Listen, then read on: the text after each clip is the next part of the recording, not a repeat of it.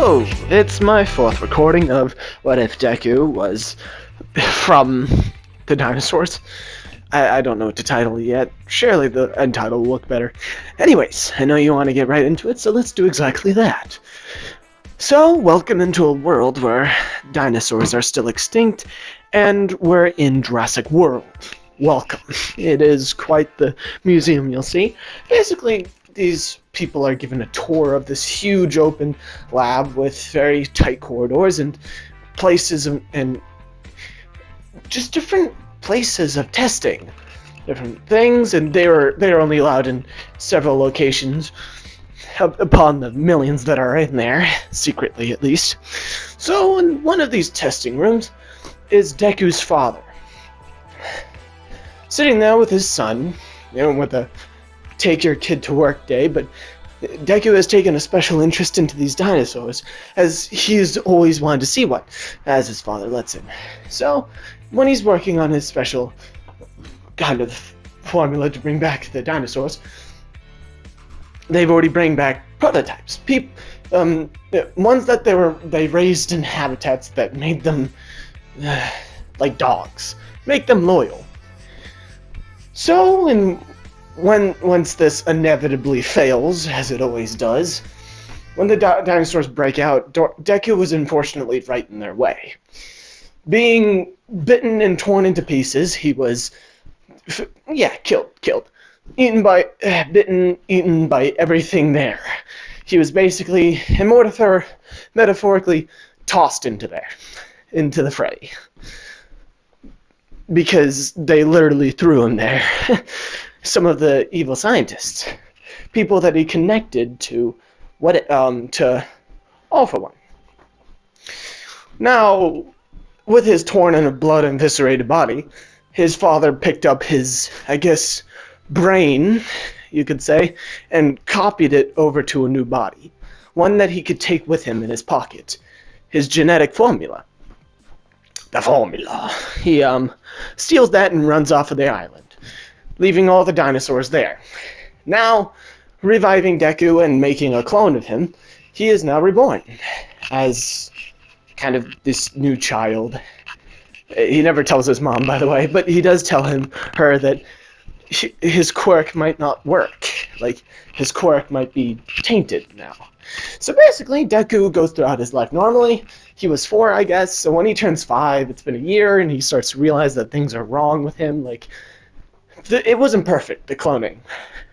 Suddenly, while he's out there and talking to people, I guess on the playground or some shit, getting bullied by Bakugo, as he usually is, he suddenly starts, he's kicked in the shins and, left for dead or some shit from Bakugo, whatever he did. Suddenly, his arm starts to deform, cracking and rattling into bone form, and then sprouting wings from under his skin. Suddenly, his face starts to transform into something of a Tyrannosaurus. The emotions that he felt just before were so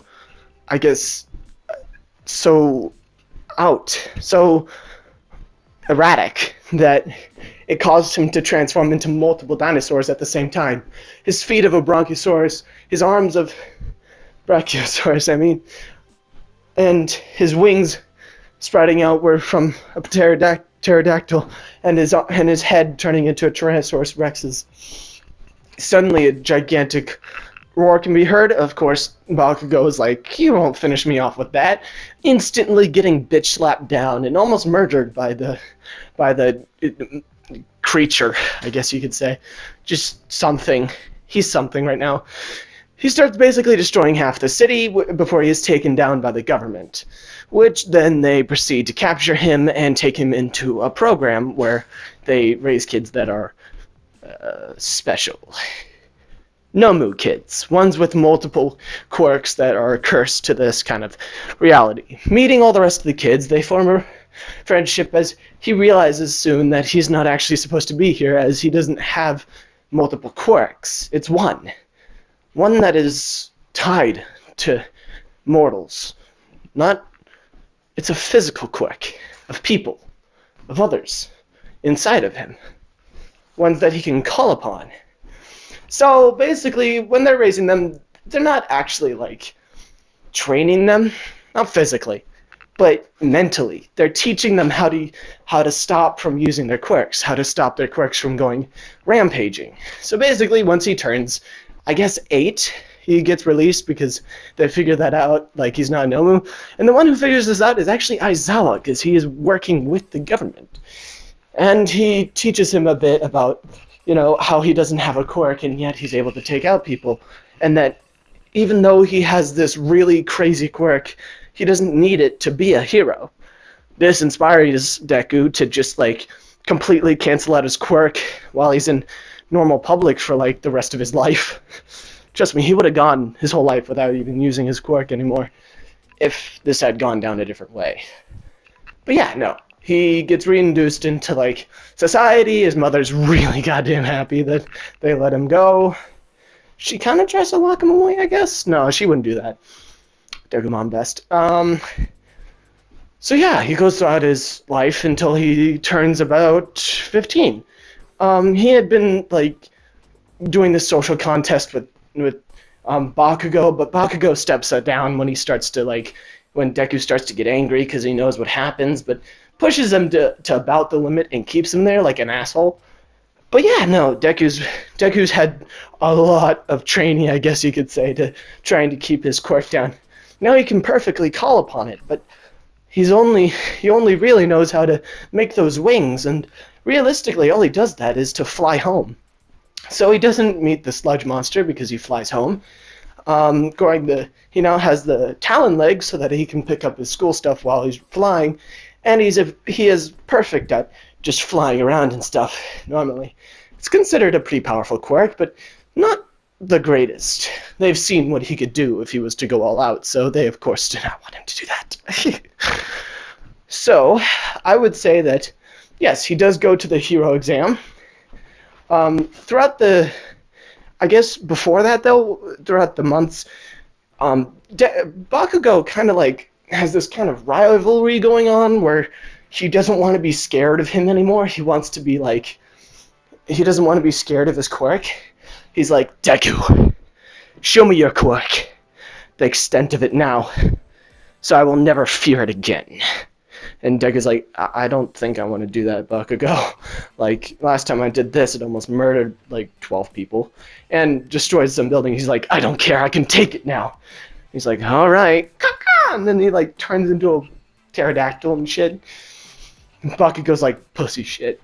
Blasts him out of the air. He's like, dude, why did you have to do that? He's like, harder.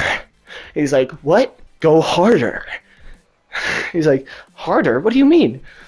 Focus real hard into the center of your fist, or any part of your any part of your body. That's how I use my quirk. Maybe it'll work for you. Deku's like, well, keeping it subdued is basically keeping it all in my spine. Exactly. So why don't you try doing the opposite? Releasing? No way. Just a little bit. Come on, buddy. Buddy? Cut-shun, buddy? Hell yes. And then he starts to, focus real hard into his spine.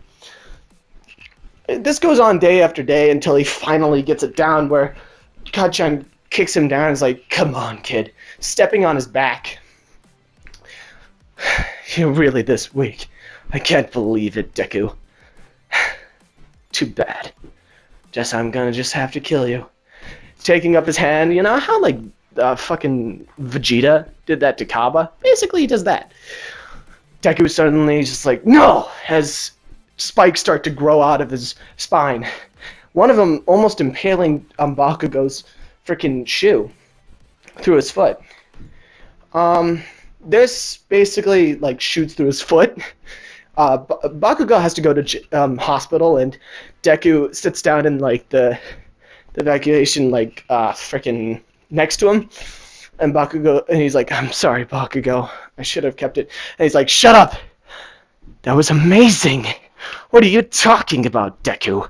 Come on, let's do it again. I almost sliced off your foot, Kachan. This isn't a joke. This isn't training anymore. Bullshit, it isn't training anymore. No matter how hurt we get, we always stand back up and start fighting again. Alright? Don't you tell me otherwise. It's how we become heroes. It's what the meaning of being a hero is. They both smash hands and look at each other, staring into each other's eyes. Not gay. Just kind of like a really intense moment, and the nurse is like, "Oh, okay, I'll leave then." You know, they're like, "It's a promise." So basically, they continue on fighting and stuff. Bakugo healing from his injury. Over the past next months, Deku controls his switch between Pterodactyl to Stegosaurus. Being able to shoot spikes out of his back and making them red hot when he gets angry. And which Bakugo realizes, and also Stegosaurus has a special thing about not being hurt by explosions, which is super nice. Anyways, the Stegosaurus is pretty much his only battle thing right now, because he's able to charge at Bakugo without getting hurt that much. And they go back and forth, but Deku is constantly losing. Until the program, and he's like, Today's the like, entrance thing, right? So Deku and him go together. Deku's like, I'm not even going to be able to compare to Bakugo. How the hell am I going to score any points? He's super nervous about his quirk from overloading, and he still slips and falls, but Aizawa instead picks him up from falling. Says, "You okay, kid?" brushing him off. Deku's like, yeah. Wait, is that you? He's like, shh, I'm on official business. Don't worry. I've been keeping an eye on you. Make sure to not go overboard, okay? I don't need another accident. Deku's like, yeah, I know that, but you've been watching me? What do you mean? Shh, bye. He just, like, leaves. Just fucking Aizawa, dude. It's just Aizawa. So basically, yeah, Deku's like, okay, that's cool. Uraraka slowly, like, walks away, just like, what did I just see? Okay, whatever. Just gonna try to ignore that so I don't get killed by assassins. So yeah, no, but they go in, and President Mike says all the blah blah blah shit, and Bakugo's annoying, and Ida shushes him, blah blah blah, and then frickin' go! There's no countdowns in a real battle! So basically, Deku starts off charging straight in. He transforms into his pterodactyl form, swooping in and destroying some robots, but harming his arm a lot from bashing into them with his wings. He uses his talons to rip off some of their heads and throw them at others, distracting them and getting him some extra points, but this is surely not enough. I would say that he got maybe 30 by halfway. He realizes that this isn't enough, and he's running out of energy from flying.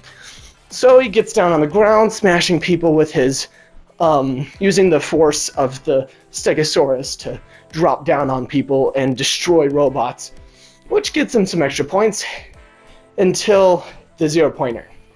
He hears it coming from a mile away because of his hearing from being a pterodactyl. He sees Uraraka, transforms into a pterodactyl, tries to hit it a few times with his wings, but ends up breaking his arm while trying to break into its metal. Soon realizing that it's just impossible to stop the metal, he picks up the rocks, releasing Uraraka, but gets stepped on. Everybody thinks he's dead until he kind of like picks it up with the strength of the Stegosaurus slicing through the top of it. He walks away with the transforming into a pterodactyl again. This time,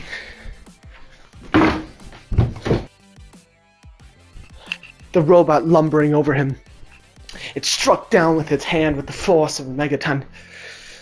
The Stegosaurus looking, as the Stegosaurus, its hand gets split down the middle by his spikes on his back. He looks around saying, yes, finally, this is my chance to escape, but then two end up rising behind him.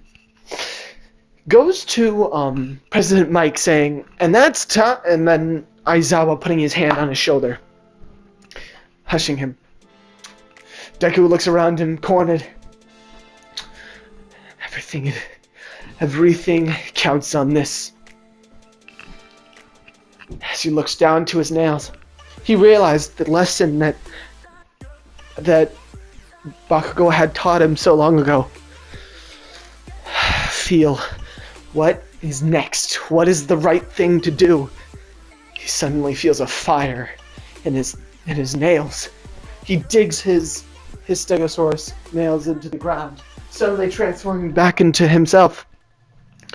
Then looking up, as feathers start to flock around him, his body bridging out, gigantic nails sprouting from his fingers, and his face molding itself into some sort of beast.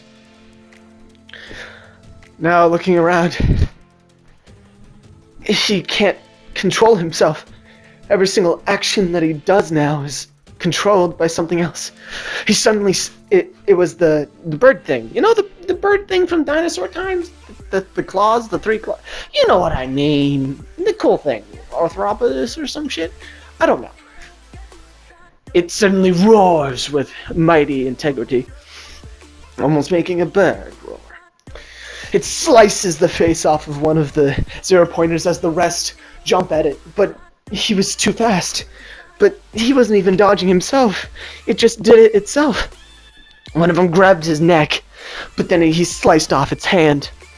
With 3 quick swipes, that one was dead and in the dust, until another one punched him in the face, knocking him down.